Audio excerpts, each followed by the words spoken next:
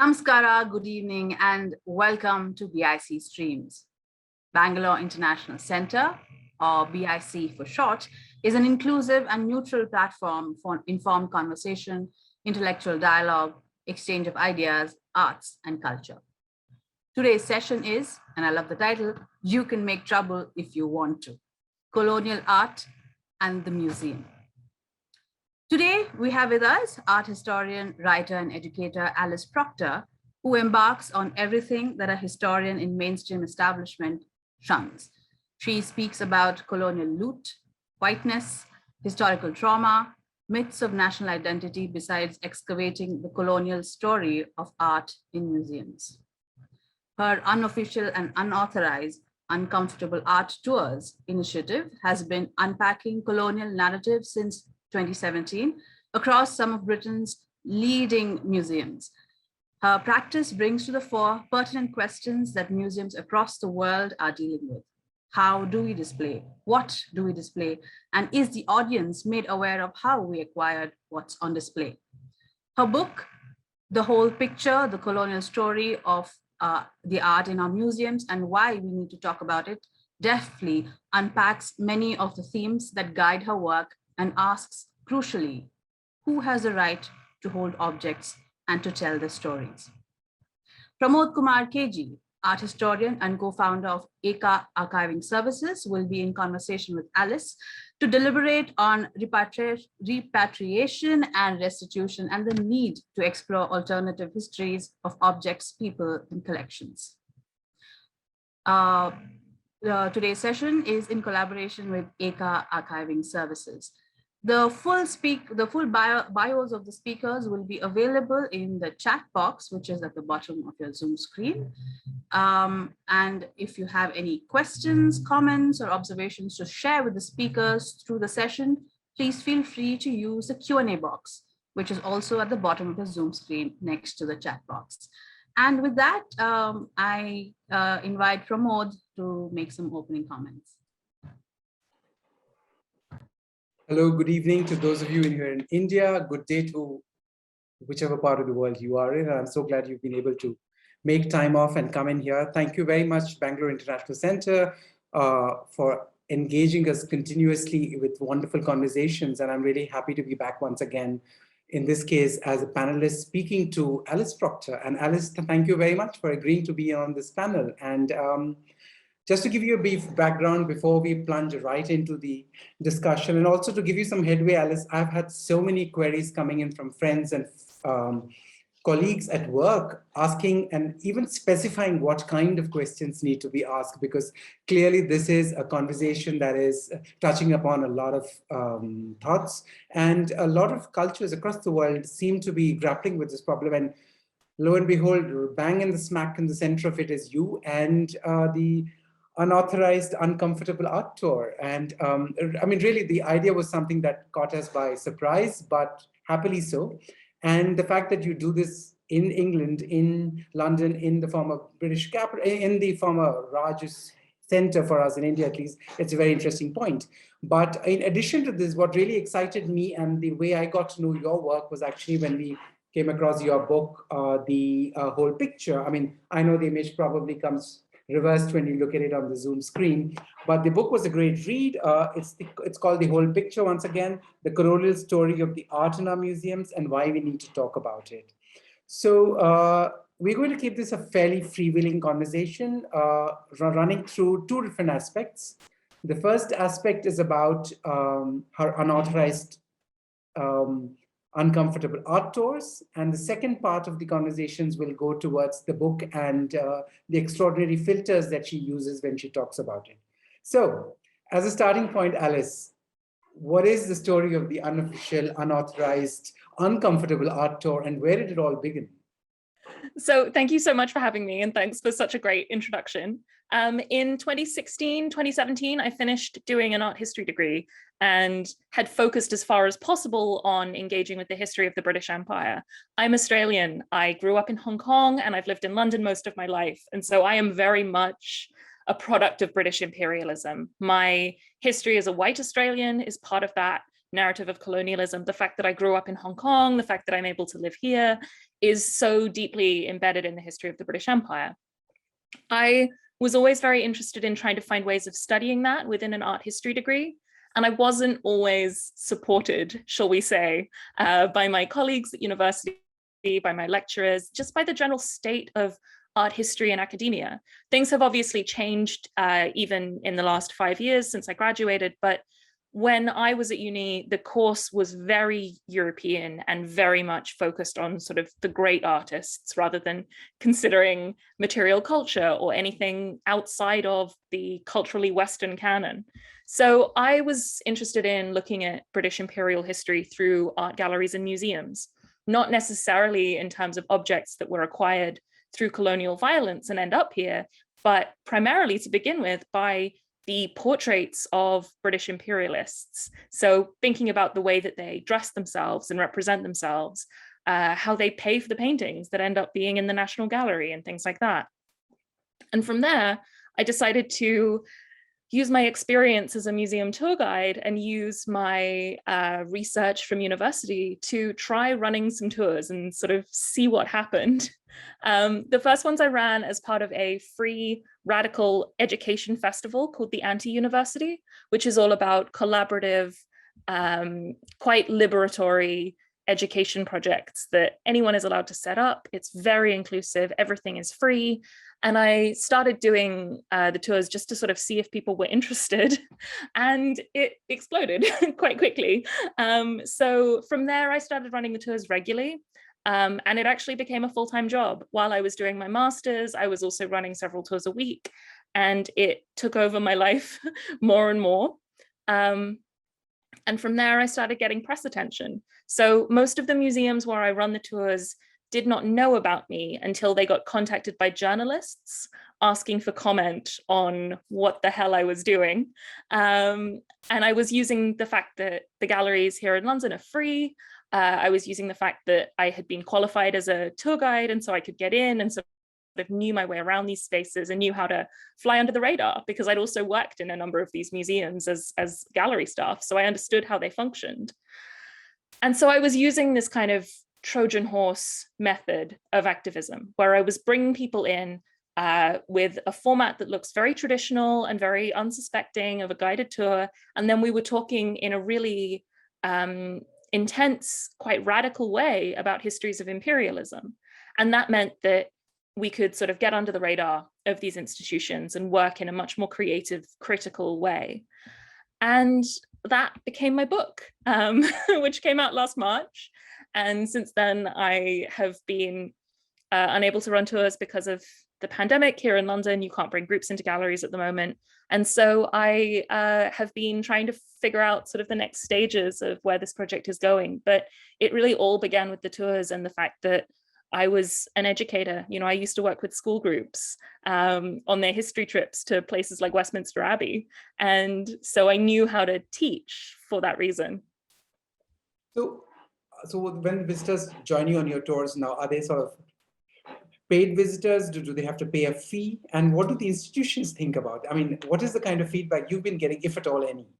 So the thing is that anyone can bring a group into these museums. You know, somewhere like the British Museum, the National Gallery, they are created to be free and open to all. So provided that you follow their rules and you don't, you know, disturb other visitors, you give right of way to other groups and things like that, you can get away with a huge amount in these spaces. So people pay for a ticket to come on my tours. It's very much it's very much that people are paying for my expertise, because these are all galleries that you can go to for free. But in order to run the tours regularly, I needed to introduce ticket pricing, which, you know, it's a really hard thing, because I try and make my work as accessible as possible. And so I've kept the ticket fees quite low. And I've used sliding scales and things like that to try and make it as accessible as possible. But ultimately, the amount of time and work and research that was going into running the tours meant that they became paid work for me. And so people will book to come on a tour with me. It's usually about an hour to an hour and a half. One of the tours at the Portrait Gallery is longer because there's just so much to cover. And we have conversations about objects. I take people into the galleries. I have a few things in each museum that I like to show them. I have my tour kind of worked out, but it responds to what people are most interested in. So everyone is a little bit different.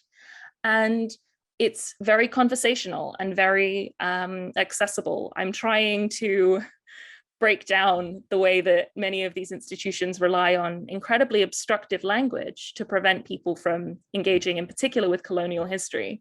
And so we will pick a few pieces, talk about them in detail, talk about how they came to be in the museum, who made them, how they were displayed in the past.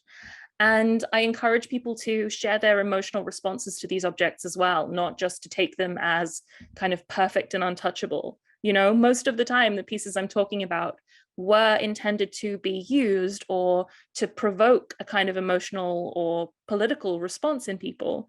And so if we don't make room for that, we're doing the same thing that these institutions are doing by sort of putting them on a pedestal in a glass case and separating them from the reality of everyday life. And when you continue to do these tours, do the institutions talk to you? Has anybody ever tried to block you off? It's funny, yes and no.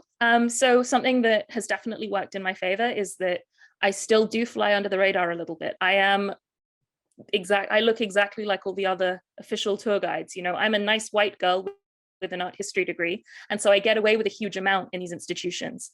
I also try and make sure that we are the perfect group. You know, we're super considerate of everyone else. I always give right of way to the other guides and things like that. And I follow their rules exactly so that there aren't any technicalities that they could catch me out on. I have a slightly tense relationship with some of these institutions. I've done tours at museums where museum staff have come on the tour specifically and said to me, I want to hear your version of these things because I work with this collection, but we never talk about it. You know, someone who curates 18th century painting might want to come and hear my perspective on these things because it's not their specialism. Sure. And so I have got a fairly positive relationship with the individuals, but not with the institutions, if that makes sense. Yes, absolutely. I mean, but you know, the main part of your book, and this is really when you get into both the kind of content you create in your tours and you get people through it, and in your book, is that what is the conversation that's finally happening about repatriation, restitution of art? Are they even willing to unpack the ideas and stories?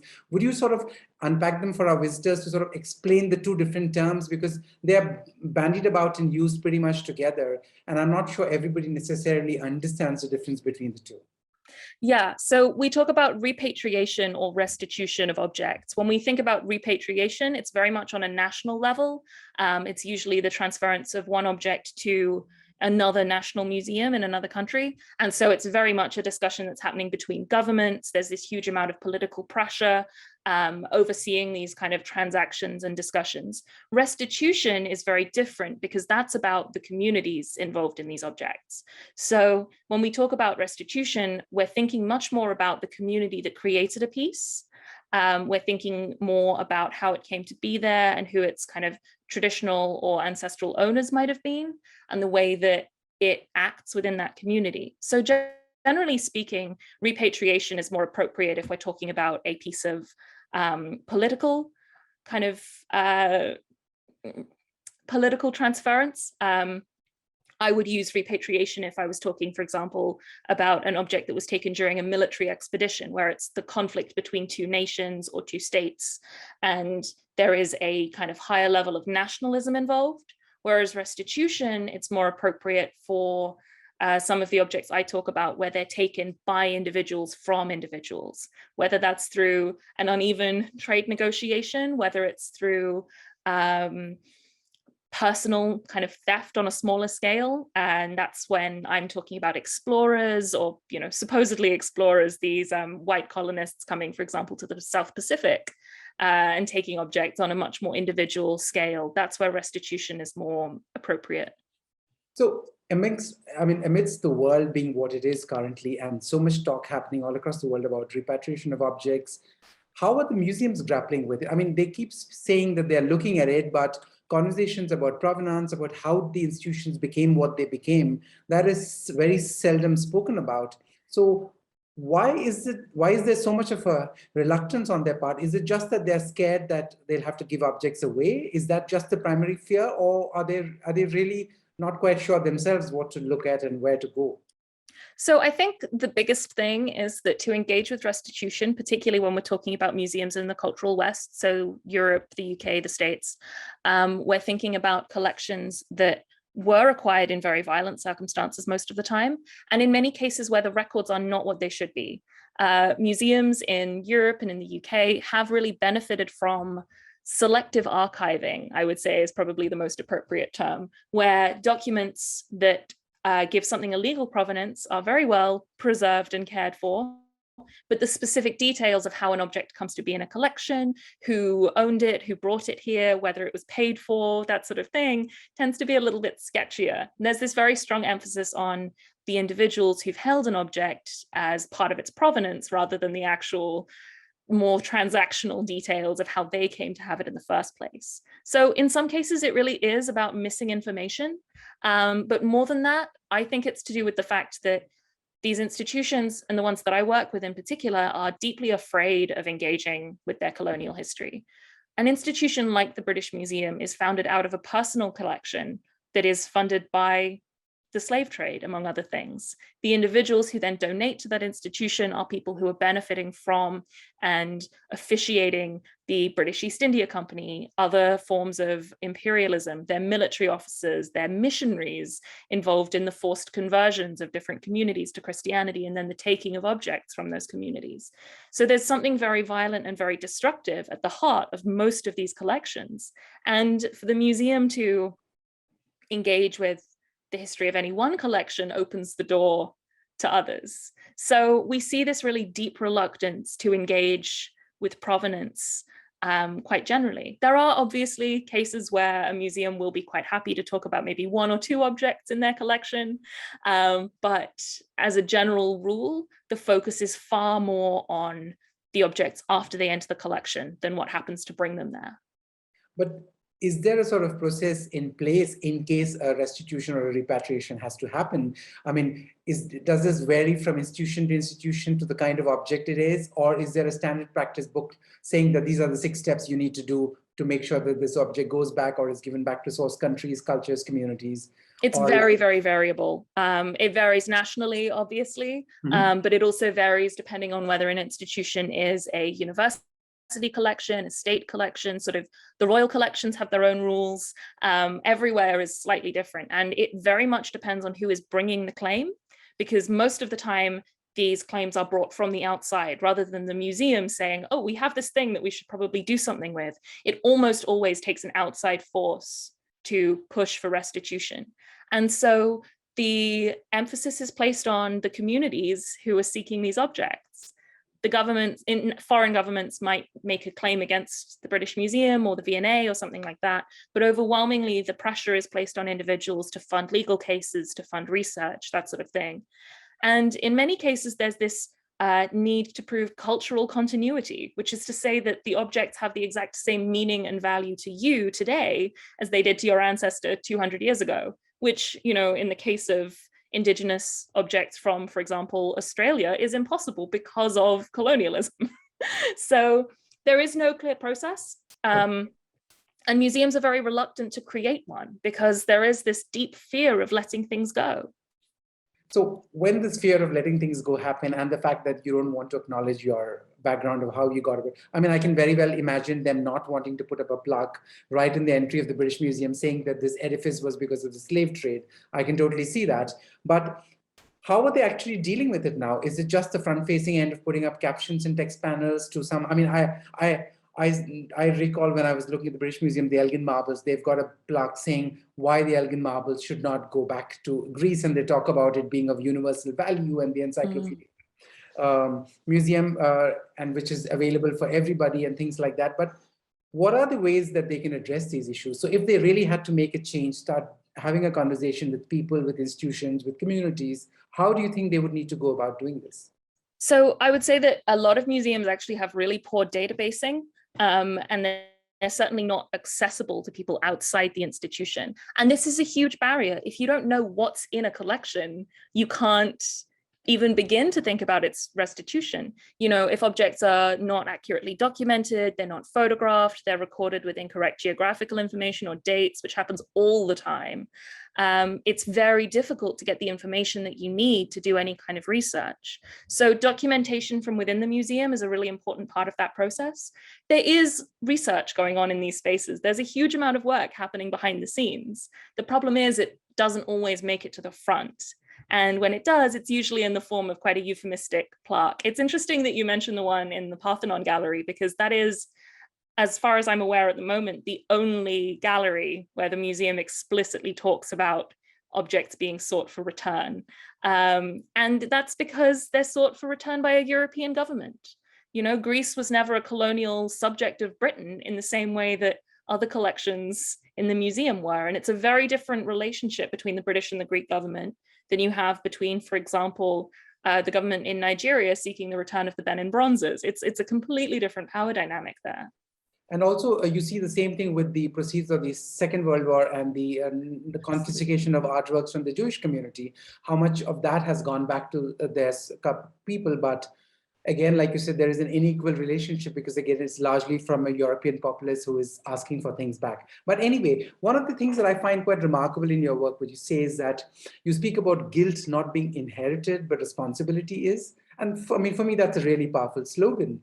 But when you interact with these museum curators, assistants in the galleries in the 21st century, how do they take responsibility of the holdings? Do they, I mean, you mentioned that a few of them did want to come and be part of your tours and look at all of this, but how do they explain this with a straight face to their visitors? Because it is not easy, I'm sure. It's really hard. And there's, I think, a significant difference between individual responsibility and institutional responsibility. And so these individuals who work with these collections might be willing to recognize that they are the inheritors of a colonial system, but the institutions will often not make that step. For me, this idea of guilt versus responsibility is so important. As a white Australian person, I have had to go through my own process of understanding the violent imperialism that created me. You know, my ancestors were directly or not involved in the genocide of Indigenous Australians. And going through this process of recognizing that I can deeply regret that and I can, you know, kind of hate that part of my history. But while I'm consumed by guilt and hatred for it, I'm not actually doing anything about it. And so taking responsibility for me is about recognizing the ways that you benefit from these things in the present. It's not just about sitting around saying like, oh gosh, that's awful, I wish it never happened. It's about saying, well, so what is within my power today? Can I work as an educator and talk about these things? Can I do something as simple as set up a donation, you know, sometimes to a charity that's supporting education for disenfranchised youth? Can I do something practical today to try and take some steps? Not in order to absolve myself, but in order to try and change the system, which is still set up to my benefit. And this is what I'd really like to see museums doing as well. The individual responsibility is important, but these institutions could be creating systems of exchange and collaboration with other museums around the world. They can be sharing their technology and their records. They could be setting up secondments and exchanges for gallery staff to, you know, come and work at the British Museum, and for curators to go and work elsewhere as well. And having some kind of more equal footing and collaboration between these institutions is a way of taking steps to say, the collections that you are working with were shaped by and damaged by and harmed by a history of British imperialism that we have benefited from. You know, the missing sculptures in your gallery are missing because they're in London. So what can we do to facilitate collaboration and exchange? It might be the loan of objects. It might be funding scholarships. It might be restitution. You know, these things happen simultaneously to try and create a different museum world.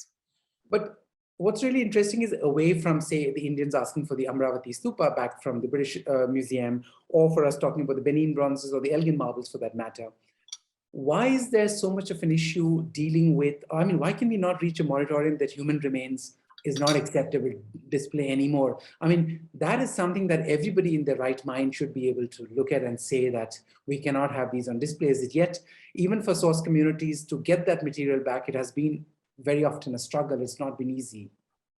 I mean, absolutely. Away from these objects, why are human remains still so contested? Honestly, I find this question so hard to answer because to me, it is so obvious that human remains should not be displayed in museums. The trade in human remains and skeletal remains in particular through the medical community, through the idea of creating scientific samples is a huge part of this. The fact that human remains are held in natural history museums a lot of the time as well. And we still have this misconception that a scientific collection is somehow untouchable and neutral and more objective than an art museum is something that really contributes to this discussion. So having skeletal remains, for example, in a museum of anthropology is seen as justifiable because there's some sort of scientific benefit, supposedly. I don't believe that to be true. I think that's a way of dismissing the humanity of that person. And it's enormously disrespectful. And the spectacularization of the deceased is really at the core of the European Museum project. It's one of the ways that people are invited into these collections in the first place, this very theatrical display of mummified remains, for example, from Egypt, as a kind of piece of performance that encourages visitors to come to these collections. And that sense of ownership over the remains of the deceased is something that's still very embedded within the ideals of these institutions. To me, again, it comes down to the fact that if you start talking honestly about, we have human remains in our collection, what should we do about that? It opens up the history of how bodies, live and dead, were traded by imperialism. And that's something that a lot of people are still really reluctant to go near. No, I mean, I completely get you on that point. But listen, moving away to your book, and for the whole picture, of course, and the fact that I'm constantly worried about which bits of the picture we are not seeing. But the fact is, the book has a very unusual premise. You've broken up into 4 different chapters, which are very interesting ways of context or filters. So looking at colonial collections in museums, and then you go into examples in all of those cases. What was the prompting for you to try and do this? I mean, was this your own experience of being in museums and looking at it that you decided that this wasn't a conversation happening at all? So this is entirely down to the fact that I'm a tour guide, first and foremost. You know, I'm used to trying to use objects to bring out conversations that are otherwise considered difficult or hard to get into. And I've noticed in my own experience when I give lectures and talks and things like that, if I can tie to a specific object, it becomes so much more accessible and so much more engaging. So the format of the book is 4 types of gallery. And within each type are real objects that are existing in museums that I've visited or that I've studied. So the first one is the palace, and that's about the sort of wealthy gentlemen collectors and their private homes full of stuff. The second is the classroom, and that's about these institutions that are set up for the betterment of the human mind. And that's somewhere like the Victoria and Albert Museum that is very explicitly created to educate the masses about the British Empire in that case. They're very didactic spaces, they tell a very clear story, and they're intended to serve a public audience. The third is the memorial, and this was actually the hardest to write by far because it's about the way that museums can act as spaces of grief. And so that's the chapter where I engage with human remains, when I talk about the idea of displaying stories of violence and pain in a museum and the ways that we can do that empathetically and considerately. And the final section is the playground, and that's about contemporary artists working with historic collections to create a new kind of narrative and a new kind of visual culture around these past objects. So I wanted it to be as accessible as possible. I wanted people to be able to go and use this almost as a guidebook and go and visit these objects and think about them and understand them in person. When I was first planning the book, it was much more explicitly like a guided tour, and it was very conceited. It didn't really flow very nicely because I was so caught up with having this beautiful museum map that I would take people through. But the 4 sections are kind of the survivors of that talk about different approaches to the same stories. And so certain figures and themes and objects pop up again and again in the different collections. We see Joseph Banks appears a lot. There are references to the same people, again, in different collections. And so I wanted to have a sense of continuity between them as well. Yeah, I mean, because what's fascinating is that the human enterprise that went behind creating these museums is quite an interesting story. And I completely realized that if that was to be put up front, people would really look at the museum in a different way. And that's a very important point, otherwise, that you bring up, that And that is really reflecting on the title of the talk, as well as that you can make trouble if you want to, because the museum need not be this hallowed or a space where you're not allowed to question. You are completely allowed to question. But to go back to your book, really the neutrality of the V&A displays, and when you particularly talk about the South Asian material, that has been problematized by you very, very well. And I was fascinated to read your account of the Tipu's tiger and its trajectory from object now down to merchandise. Would you sort of elaborate to our listeners the politics of museum merchandise and the fact that there's a continued monetization that is happening on colonial loot, and really the eventual irony that there are so many South Asians who are going out and buying some of these recreated objects? I mean, that is something that I find quite extraordinary. But yes, I'm very curious to want our audience to get a sense of that. So one part of my tour at the V&A, a large part of my tour at the V&A focuses on the South Asian galleries, particularly the objects acquired via the East India Company. And we talk about how they've been displayed over time, particularly the circumstances under which these objects are acquired, and then the fact that in the galleries, they're almost always only mentioned with the name of the person who donates them to the institution. So there are lots of objects that come from the collections of army officers, people who are acquiring them as the spoils of war.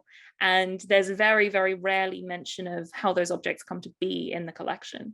One of the sort of star pieces of the V&A's South Asian collection, and frankly, the museum as a whole, is the tiger organ from the Palace of Tipu Sultan that is taken in 1799 by the British.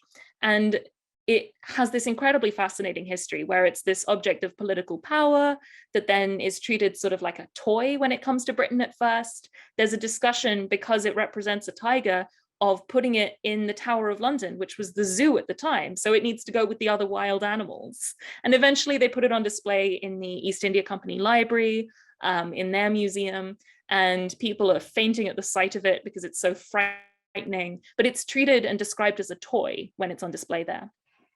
So now it's in the V&A, which is explicitly a museum of design, and the story surrounding it is about Tipu's love of the motif of the tiger.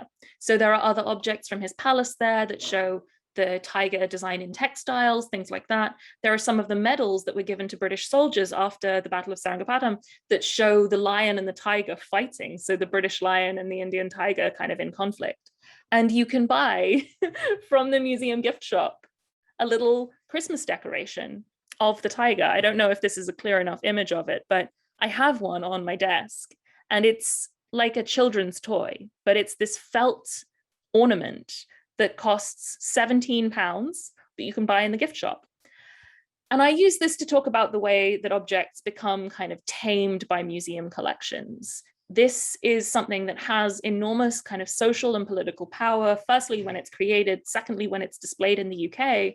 And now it's just something fun that people go and see because it's cool. And you can have one and keep it in your home. And to me, this tells us about how colonial history is made digestible. You know, when I bought this, there was no discussion on the label of what it represented or how it was used. It was just a fun thing that people might like.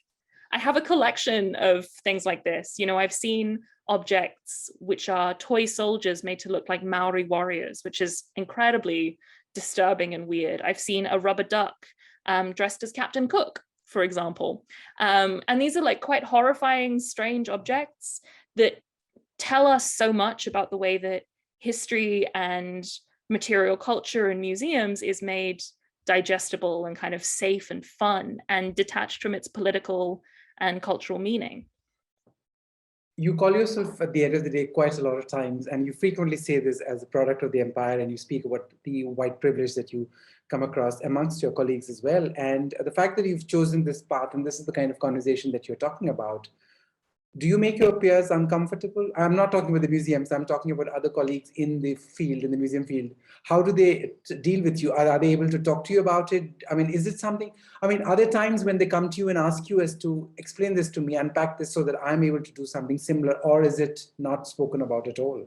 It's a real mix. So when I started the tours, the research that I was doing came out of one of the modules I did as part of my undergraduate degree, which was about the art of the British Empire. And most of the people in that class had some connection to British imperial history. And it was by far the class with the most diverse student body. Virtually everyone was part of the Commonwealth or a post-empire country. And it was much more engaged in that history than any of the other courses I'd taken. And that was really striking to me because most of the white people from my course were not in that room. And so I was interested in the way that people detach themselves from imperial history, the way that it's very easy to say, that wasn't me, that was my ancestors. And it's easy to say that if your ancestors were the ones with the power. It's not so easy to say that if your ancestors were the ones who were subjugated and you are living with the consequences of that trauma. I am lucky that the way my parents raised me was to think about this and to ask questions about this.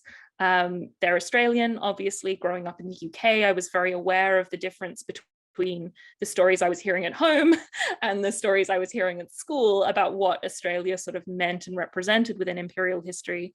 But my parents are lawyers, so I've always been encouraged to be quite annoying and quite difficult with the questions that I ask. And there are a lot of people who are not willing to do that. I haven't exactly lost friendships over this work, but I do know that not everyone loves it, and it does often make people quite uncomfortable. But this is something that I can do, you know, with the experience that I have and the background that I have, is talk people through their colonial history in a way that lets them take their time over it. I don't know how else to phrase this except for the fact that many of the people that come on my tours are white, and they're people who have never been given the space to engage with their own colonialism before. And so they trust me to hold their hand through it. No, absolutely. I mean, I get that. I mean, even within us in India, while we may not necessarily have a colonial history, we do have objects that belong to other cultures. The Orlstein collection of the Central Asian material at the National Museum is actually loot plunder from China. It's just that Orlstein and the British didn't have the time to take it when independence happened, that we ended up with it, but we haven't done much with it or shared it with the Chinese for that matter. But, you know, one of the most extraordinary passages comes in the conclusion when you talk about this 2019 International Conference of Museums, the ICOM conference. And the fact that in 2019, a new definition for a museum was proposed, and how the entire conference unravels after the proposal comes. I mean, that is something. I mean, my first thought was that we would try and read it out. I mean, you are welcome to read the new version, I think, because the old version is something people can look up online. But do read out the proposed version and what happens then. Yeah, so this is still not actually confirmed. They're still discussing this. I'm reading from my own book because I couldn't find my notes on this, so I'm being a bit of a weirdo here, I'm sorry. But the proposed amendment suggested museums could instead be defined as democratizing, inclusive, and polyphonic spaces for critical dialogue about the pasts and the futures. Interesting, the past and future is plural there. Acknowledging and addressing the conflicts and challenges of the present, they hold artifacts and specimens in trust for society, safeguard diverse memories for future generations, and guarantee equal rights and equal access to heritage for all people. The fact that this was so controversial is incredible to me. The proposed definition was essentially to say that histories are multiple and museums serve people, and therefore people should have a say in the kind of stories that they tell. In the past, I think we've really understood museums as having this claim to be for the nation or for the world, but ultimately the audiences are expected to go into these museums and learn something. We don't really have this sense that museums should be adapting to serve and reflect the communities that they want to attract. And so this question of how museums define themselves is really interesting to me. A lot of people panicked about it because they thought it might change the way that their funding worked, and they thought they might have to jump through new loopholes. But if those new loopholes mean that they actually have to think about what their visitors might want, I don't think that's a bad thing. It is, and what you said really resonated, because one of a colleague of mine who works in the US in the museum world, I remember conversations with her 10 years back when she would speak about the great objects and the beauty of the objects and how they needed to be sold and to be seen and explained to the audience. And I met her about a few months back when she was back home in India for a visit, and she told me that now we are talking about the stories of how did we get these objects. And the filter has moved away from the beauty of the object or its material history to the acquisition history and how it has come, and the fact that their audiences are asking them that question and they have to deal with it. So a shift for sure has happened. The ICOM may not have decided to adhere to their new policy at this point, but keeping this in mind, do you foresee museums becoming sort of sites of social change, or will they remain, in your words, actually, record keepers of cultural shift? Will they just remain the cultural shift custodians, or do you foresee them becoming social change makers? I think it really depends on the museum. And this is the problem with all of these questions about institutions, is that some of them are really, really great and some of them are really terrible. I think that the most incredible work I've seen recently about museums becoming sites of change has happened from smaller collections, ones that have a greater sense of the community that they serve, and so exist on a more local level rather than a national institution. And those collections can provoke change and transformation. I would also say that some of the most amazing things are happening in university museums, because there is a body of students there who are ready and willing to do the research and do the work, and who recognize the importance of challenging these collections, because they're going straight from a class where they talk about decolonization into the museum store cupboard. And so they're engaging with it in a very different way. There's an incredible example in the Manchester University museums, which have repatriated human remains to Indigenous Australian communities and are working to ensure the repatriation of other objects that are taken during colonial conflict in Africa, for example. And that's something that's very much happening because Manchester understand that their audience and their students want to see this, they want to engage with it. And that's incredible. What's really interesting, and I want to bring this point out, is because I find that a lot of the change has probably come from the African community, who worked very systematically around their collections being robbed, things taken away from the continent, how they have almost next to no objects to talk about their haloed past of any kind. The fact that they've organized themselves, a critical mass of written material has come both in popular writing and in academic circles. So there is a space for discourse and discussion. Unfortunately, we haven't really had much of that in India. Our conversation begins and ends at Kohinoor, and I really don't know what we'll do even if we were to get the Kohinoor back. And again, there's a big problem there, because Pakistan would claim it, Ranjit Singh family would claim it, we could all claim it. So God knows where that's going to go. But the fact is, there is so much of critical writing happening. Can you sort of highlight maybe people, groups, institutions, or writers who are talking and working on this, so that people can say, look up some of these examples and try and understand what the way forward is? Yeah, so there are some incredible cases for restitution happening at the moment. There are museums being built is the big thing. And these are institutions that are being created on a state level because they don't have collections right now. And so they're changing the discussion for restitution. The most obvious example is the museum that's being built in Nigeria that's going to house objects from Benin. And there is this drive to repatriate objects that are very explicitly taken in a moment of conflict. And, there are photographs and there are documents that catalog that in a way that is quite transformative. I would also point people towards things that are happening with the Magdala collection, which is taken from what's now Ethiopia. And these are pieces that are acquired by the British in 1868. They're mostly taken in the aftermath of the Battle of Magdala, and so they're royal treasures and sacred objects. And there are tabots, which are sacred tablets that can only be viewed by priests, that are held in British museum collections and therefore can never be put on display. And so the discussion about where these objects should be is very, very live right now. I think one of the reasons that the discussion around objects that are taken from African countries into European museums is so potent is because of the pushes that are happening in France around restitution. So the Savoy report came out a couple of years ago, and that argued that French museums should have 5 years to prove that they had the legal right to an object or return it to its community of origin. However, that document only specified objects from sub-Saharan Africa. So it ruled out anything from Egyptian collections, and it ruled out anything from Algerian collections, for example, or from French colonies in the Pacific. And so it creates this very specific question around restitution. And that has really helped fuel the research and work that's being done on repatriating these objects. So at some point soon, we need to get in the audiences and their question, but I just wanted to run a final question through you. A lot of communities and marginalized societies are not featured in any of these museums. Like you speak, I heard one of your podcasts where you talk about people who don't exist in the portrait gallery, about people. How do you think you can bring in, represent these communities into these spaces where, I mean, even in India, we talk about the National Museum, but the fact is there are tons and tons of cultures across the country which are not represented in the National Museum. In fact, very early on, the Indian Parliament took the decision not to create a national culture policy because they were not worried about what would come in, but they were worried about what would be left behind and not included.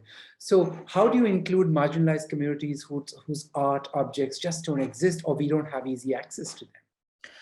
I think talking about why that access isn't there is a really important part of this. So, for example, one of the things that comes up a lot in my work is the fact that in the British Museum, there is more space given to objects from ancient Greece and Rome and the ancient Mediterranean than there is to the continents of North America, South America, Africa, Asia, and Oceania combined.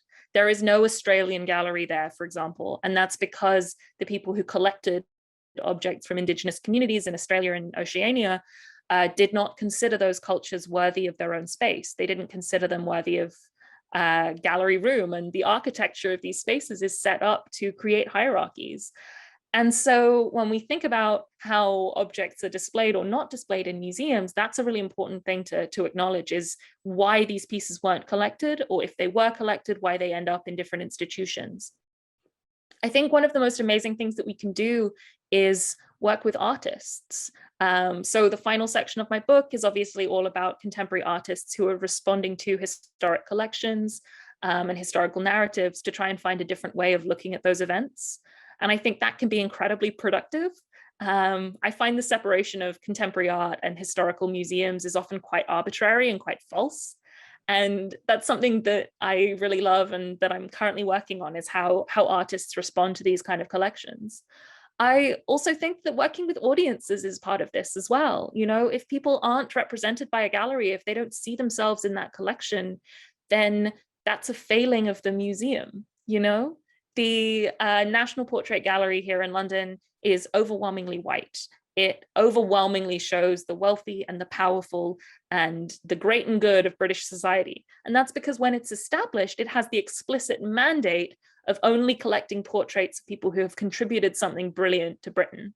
And so all of these people who do make incredible contributions to British history, but those contributions are not recognized in their lifetime, are not included. And so we can actually use that mandate of the gallery to say, well, we didn't recognize, for example, Mary Seacole, who was a Jamaican British nurse who was really influential and a peer of Florence Nightingale. We can say people didn't recognize her in her lifetime, so let's make the effort to find a portrait of her now and give her the credit she deserves. And I think this is something that we can do in other museums too, not necessarily collecting new objects, but talking about why they've been excluded and helping to facilitate communities in representing themselves in these spaces as well, instead of just coming in as anthropologists from the outside. True. I'm going to start reading out some of the questions that are coming in our chat boxes. If I go right on top from Mr. Mohan Rao, he says, Dr. Proctor, can you please take one object as an example and tell us what the official narrative is and what you have to say to that? Okay, so one of my favorite examples for this kind of story is that there is there's a portrait of Joseph Banks, who's someone I work with a lot in these collections. Banks was the botanist who traveled with Captain Cook on his first voyage to the Pacific. There are so many portraits of Banks surrounded by objects of colonial power, whether they're the things that he collected from the Maori people he met in New Zealand, or that he was given as gifts by others. And Banks accumulates all this stuff around him. when we talk about Banks, we overwhelmingly talk about him as this kind of great collector and a great scientist who's involved in cataloging the flora and fauna of the South Pacific for the first time. We don't talk about the fact that he was not actually really very qualified to do that. He was a hobbyist and he was very wealthy, and that's how he managed to buy his place on the first Cook voyage. He tried to join the second one, but he pushed his luck too far and asked to bring 4 valets and his mistress, and people said no. And so when we talk about Banks, there's this very strong focus on him as a scientist, and less emphasis on what he's doing behind the scenes in these museums as well. Banks is one of the first people to begin the collection of mokomokai, which are preserved Maori heads that show the facial tattooing that's tamoko, Maori traditional facial tattooing. He is, as far as we know, the first European to collect one of those, and he has it on display in his home. He also has, at one point, the head of an Indigenous Australian resistance leader called Pemulwuy in his collection. And we see pictures of him wearing Maori feather cloaks, holding all these Tahitian objects and things like that. And we very rarely talk about what he was doing behind the scenes. Banks was also one of the people who encouraged the creation of the British Museum collections. He was never officially a director or a governor or anything like that, but he would write persuasive letters to people in power, suggesting that they should choose archaeologists and art historians as British diplomats because they would be able to collect better objects. So I don't know if that even begins to answer the question, but there is so much going on in the biography of a man like Banks, and we focus very heavily on the specimens and the plants that he collected, and not so much on the power that he was wielding behind the scenes as well. So we've got 2 questions from Bharti Lalwani. I'm going to go to the second one because I just find it's perhaps more pertinent to what we are speaking about today. She says, let's also talk about how much museums charge academics of color in terms of licensing fees to use and publish images of their collection that prohibit knowledge production. I'm sure this is something you hear. I mean, we face it all the time when we are asking for images. Yeah, so, absolutely. It's appalling. Yeah. And this is where I guess I sort of tried to touch on this a little bit earlier when I was talking about museum databasing being an obstacle, but access to these images, access to these collection records and catalogs is a huge, huge barrier. If you can't physically go to the museum and dig through the store cupboard, you're relying on the digitization of these things. You're relying on extortionately expensive image licensing and things like that.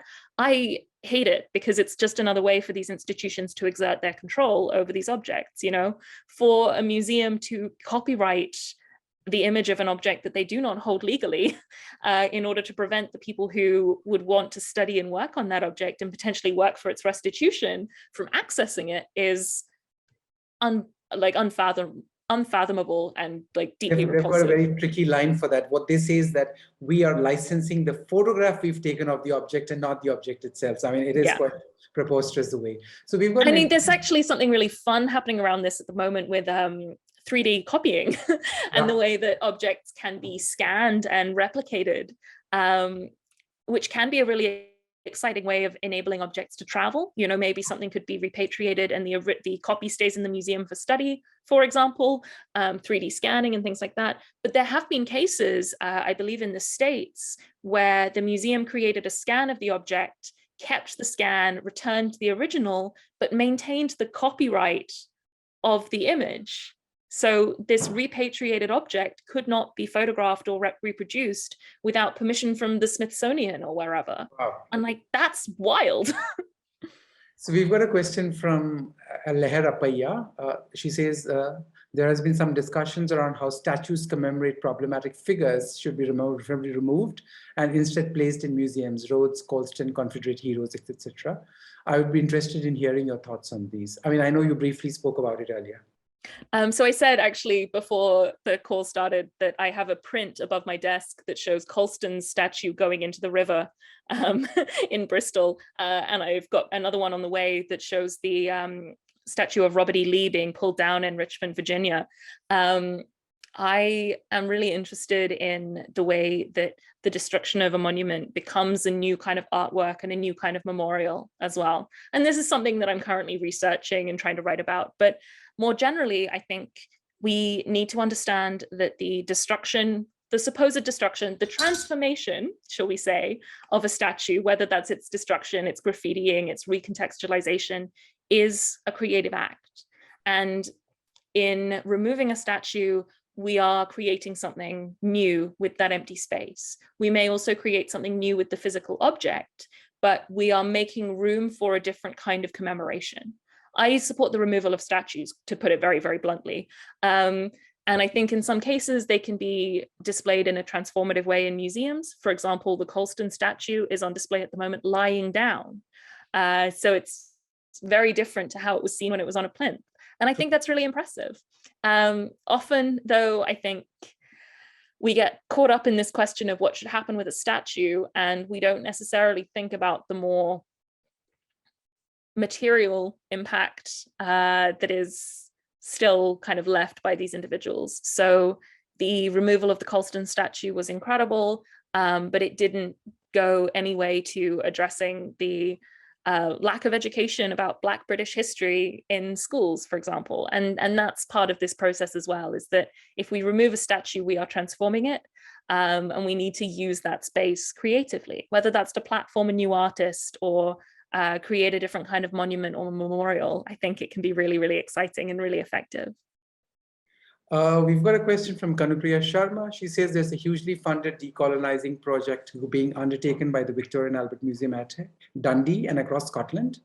Can you elaborate on how this might be happening? Is this something that you're aware of? I don't know. I don't have a huge amount of detail about what's going on there. I don't work with the V&A, and the things that are happening in Dundee are a little obscure to me at the moment, frankly, because I can't leave London. But there is a really interesting drive to engage with the colonial histories of their collections. A number of other museums in Scotland are also doing this, where they're working to repatriate human remains or other contested objects, and that's really exciting. I have questions about the funding for these projects, because often what it means is that the institution here in Britain is getting more money to do something that frankly they should have been doing from the start. And if the funding is to enable the transfer of objects from one collection to another, then I definitely support that. Research, though, is really important, and being able to fund research and pay scholars for their time is one of the most important things that museums struggle with, and like I'm sure everyone here can understand how difficult that is. It's a major drawback. We've got a question from Anisha Gupta, where she says, thanks for this excellent discussion. The museum model itself is a colonial export. Do you have examples of museums operating in a way that reject the Eurocentric way that museums are organized, and that are explicitly working to connect the objects to their communities more directly?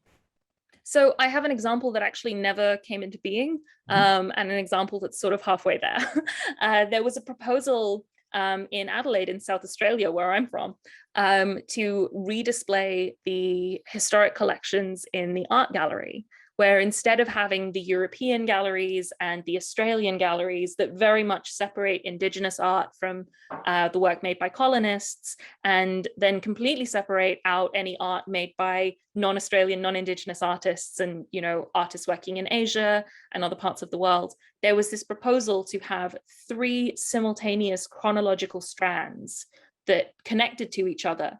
And instead of classifying these objects by type or by region, took a purely chronological view, which has its own flaws and drawbacks, but was a really interesting way of getting beyond the kind of nationalism of the way that many museum collections are displayed. I thought it could have been a really exciting opportunity. Unfortunately, the funding has been cut and it's not happening anymore. But it might have been a fun way of engaging with this. There have been other projects in Australian museums that have done something similar. So there was an exhibition called Colony that took place in, I'm trying to see, the catalogue is just under my desk. It took place in Victoria at the National Gallery of Victoria. And that was interesting because it split the historic representation of the colony and the creation of British imperialism in Australia in one section, which I believe was on the lower floor. And then upstairs was work by contemporary artists responding to the collections downstairs. So that was a way of engaging with how objects are moved and transformed through time by different artists and that sort of thing. And there have been other projects in Australia to try and do similar things that attempt to get beyond the geographical control and the typologies that are imposed by museums. And mostly, I think one of the very effective ways of doing that is by playing with time and understanding that objects mean different things in different eras. So working with contemporary artists can be one way of doing that. It's really hard because museums are so very colonial in their creation, you know? The structure of cataloging and classifying is rooted in imperialism. Even when we import or buy museum softwares from across the world and we start entering, we realize that the system itself is so geared to a certain kind of art and not necessarily to others. So that is something we face all the time. Yeah. There is somebody very interestingly just called BS, been waiting for this exact conversation since forever, blah, blah, blah. So the question is, have you faced any resistance from the New Age brown sahibs, some of the strongest defendants of the pale male and staple prerogative of controlling native art objects can be brown men? Yes. Everywhere there will be people that defend imperialism. There are always going to be some people who like to focus on the fact that their family came out of something particularly well and, you know, it was all right for them. And so it's fine. I think that it's worth in this context remembering that the explicit mission of the British Raj in India was to create this system of, I think it's called Macaulayism, which is the education system that creates a Indian clerical class to do the administrative work of British imperialism. And there's this very specific quote about how the intention is to create a class of people who are Indian in blood and color, but English in taste, in education, in intellect, and in sensibility. And that's like this very explicit mission statement that's put out in 1858. And so that is part of this history too. And that was effectively done in the British Empire all over the place, not only in India, but in parts of Africa, in parts of Asia, the creation of social classes who see themselves as protected by and benefiting from British imperialism and who are educated in its desires and structures. So yeah, this is always a thing that's going to happen and it's a really tricky thing, but I believe personally that it's happening, it's being transformed on a generational basis, shall we say? Yeah. And the more people engage with and are educated in these histories of kind of intellectual colonialism, that can also help us understand previous generations' protection of British imperialism. So we've got a question from Shoshan Studios, very interesting and fairly pertinent, I think. To what extent are the museums reluctant to completely digitize their entire collection, which is being discussed over the last 2 years, and have museum and museum laws? Because one of the things constantly you hear when you ask for repatriation from England, from Britain, is that Parliament has to take a decision and pass a law. They can't do things on their own. That is really one of the answers promptly given out. But having said that, digitized collections are far more non-European. I've noticed that American, Australian, other collections are far more digitized than European collections, or British collections are for that matter. And British Library, and I know the V&A to some extent, you can download, but not images of very high resolution. And they've got a wet mark so prominently put all over it that you really can't use that pretty much for anything. So yeah, your take on that. Yeah, I think this reluctance to digitize is so important because it tells us so much about how institutions don't want to surrender control over their collections. The reluctance to digitize is a way of maintaining control and maintaining power over these objects. The question of copyright and things like that does also come into it, but the laws that protect museums are a really tricky thing. The British Museum Act is its own beast. Most other institutions here in the UK are not covered by the British Museum Act, but they have their own rules about the preservation of cultural heritage that also protect them. And it is very much set up to be as small c conservative in the sense of keeping objects as possible. Frankly, it's also quite large c conservative politically. I think digitization represents a kind of threat to the keepers of knowledge. Obviously, a digital image, a reproduction, is never going to function or work or exist in the same way as the original object, but it represents the erosion of the museum as the institution with all the answers. And when these objects and these histories become more accessible, people start to pick holes in them. This is something that we see with the destruction of documents relating to imperial history. You know, the whole intention of Operation Legacy is to remove the records of British colonial action, law, politics, massacre, anything, in order to prevent its study by future historians. And museums, consciously or not, I think mostly not consciously, are reenacting that. They might tell themselves it's because they need to protect the object as far as possible, that it's because the object is not the same in a digital reproduction, and they might cite Walter Benjamin and make a big deal about how it's all about the aura of the original. But True. ultimately what they are doing is reenacting this process of colonial gatekeeping. Priyanka Sheshadri asks us, what are some of the secretive ways museums have covered up their dubious pasts? I know of an Oxford college that removed its portrait of Curzon very quietly and distracted people by replacing it with its first portrait by a woman artist. You do get this all the time, a sneaky little rehang or a label taken off the wall. My personal favorite is when an object is removed and a little sign is put up saying that it's been taken for photography. It's been taken to be photographed or studied or something like that, and it just never comes back. Currently, the Parthenon galleries at the British Museum are closed to repair the ceiling because the ceiling leaks and the gallery keeps flooding. And the official reason is that it's, you know, restoration and they're doing maintenance checks and things like that. And this happens all the time. You know, people take down an object or they take down a painting and they kind of sneakily shuffle it off somewhere else and say they're doing more research or they're photographing it, and it just never comes back. So yeah, it's very common to see institutions do this sort of distraction technique, like you're saying, where they'll commission something new or they'll put something new up, or honestly, just straight up switch the display around when no one's looking. I have not been back to most of the museums where I run my tours for quite some time because they've all been closed and the pandemic and things like that.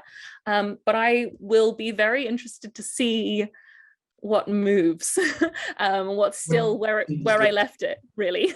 But also speaking, I mean, now that you've spoken about the Parthenon Gallery getting water coming in, the fact is I don't even see British Museum labels talking about the fact that some of the marbles had other colored patina on it, which was cleaned up during past conservation effects. And so the original object has really been distorted and changed. And here we think of the British Museum and some of these institutions as the paragon of conservation techniques, and the fact that this is not even acknowledged, it's a problem. But anyway. Well, I mean, you want to talk about conservation and damaging objects. You mentioned the Amravati Stupa earlier, and that has been through some irreparable damage because of how it's been displayed in the British Museum.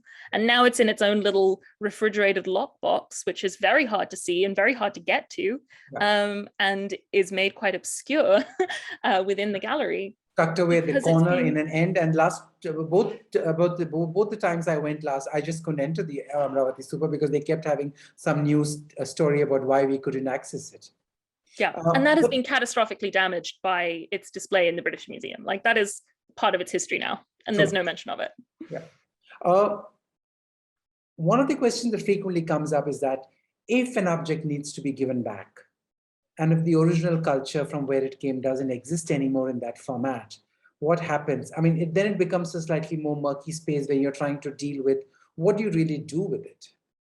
Is this something that you've thought of, and have you grappled with this issue?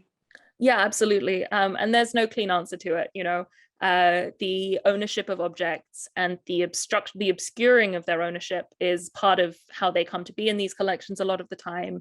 There are pieces who have no sort of home to go to because the culture or the community that created them no longer exists either in the same way or at all, and that is part of their transformation. I am generally in favor of finding the most local solution possible, so working first and foremost with the community of origin to identify their needs and their kind of desires around an object. But if that's not possible, then it does obviously become necessary to work on a state level. with national galleries, state collections, things like that. And it becomes more governmental and more political. I understand that that is often, the choice that we have to make.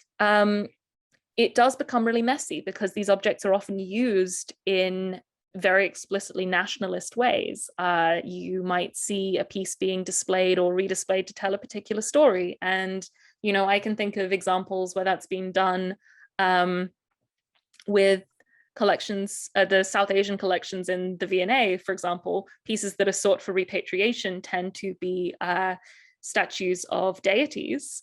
And there's a very strong emphasis on a Hindu nationalism in the objects that are sought for repatriation, rather than, for example, pieces that are associated with the Mughal Empire. And this is just a kind of fact of the politics of how restitution works. But we have to go on this kind of case-by-case basis, and that makes it incredibly messy because people don't always agree. The Gwagal shield, which is one of the objects I talk about in my tours and in the book, has been requested by different individuals who want different things for it. And I don't believe that the museum is necessarily the person to be making that judgment call. Instead, we need to understand that these pieces will mean different things to different people and try and find the most, I think, collaborative and empathetic way of transporting them. Maybe they move between collections. Maybe they have a kind of shared history. I don't want everything to end up in some sort of Swiss art port where it's in a dead zone that has no political jurisdiction, because that does also, that runs the risk of happening. But I would like to see objects repatriated with the understanding that they will be loaned, for example. So, exactly what you said towards the end is that very often we know of pieces that have come back to India, but have gone promptly into a store and nobody's seen or heard of them after that. And in some cases, at least in the state of Tamil Nadu, all the bronze sculptures were brought in and kept in safe custody in bronze storage units. And then they all caught the bronze disease. And many of them have sort of got ruined. So it is a problem both ways. So it needs really much more careful nurturing. But listen, coming towards the end, we probably have time for a couple of more questions. What do you really want museums to be like today? Especially those that are outcomes of a colonial past. Is that something that you think about? Yeah, all the time. I do the work that I do because I want museums to be better. I don't want them to cease to exist. I want them to be more honest and more transparent in the stories that they tell. This is kind of a thing that I say all the time, but I think museums are too big, and exhibitions in particular are too big. And I would like to see a very different approach to objects, where instead of thinking about them in the context of a blockbuster exhibition where you're telling this big story with loads and loads of pieces, we instead focus more in more detail on maybe one or two objects. I obviously am biased because this is how tours work. You pick 5 or 6 objects and you use them to tell specific stories. That's what I've done with the book as well. But I think that approach can be really effective, where instead of trying to see, the history of the world, you're looking in a more focused way at a few pieces and understanding the stories that they tell. And that is more of a world history than you're ever going to get by seeing 400 objects. You'll understand them in greater detail and greater depth. I want museums to be better. I want them to be more equitable. I want them to repatriate objects. I want them to be transparent about the objects that come into their collections. And I want them to talk honestly about how they got there and the claims that they have on them. And I would just like that level of transparency to be unremarkable, for people to talk quite honestly about the way that things are displayed, and to engage with the powers that brought them there, to think about the biography of these pieces and make it more transparent. That's really what I want at the end of the day, is for museums to be fairer and more representative to the communities that they claim to serve.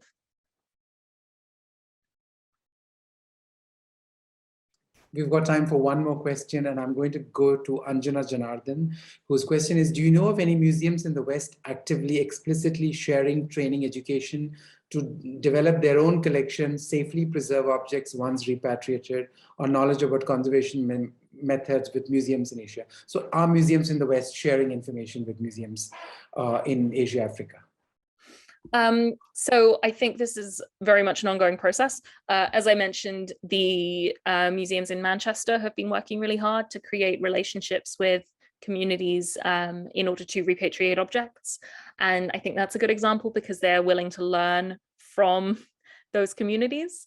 I actually, funnily enough, I think there are some really great examples of this happening in Australia. Australia has its own funny position within colonial history as both sort of subjugated and subjugator when we think about white and Indigenous Australian history. But there are a number of museums that have been working very deeply with colonial collections to try and, excuse me, understand how they display them. So this is a show that's currently on in the art gallery, the Australian Museum. It's called Unsettled, and it is a show that is explicitly curated from an Indigenous Australian perspective. So the curators and the staff involved are overwhelmingly Indigenous, and they also worked with members of communities outside of the museum world to talk about how things should be conserved and displayed and try and find the best way of caring for objects whilst also respecting them with their traditional significances. So I think Australia can be a good place to look to for this, exactly because of that sort of weird colonial anxiety that is essential to its history, being a British settler colony, but also having a colonized population means that there is a very different kind of power dynamic going on around museums. And I think that can be a place to look to understand how we can learn from this. On that wonderful note, thank you very much, Alice. Raghu, Lekha, any final thoughts from your end?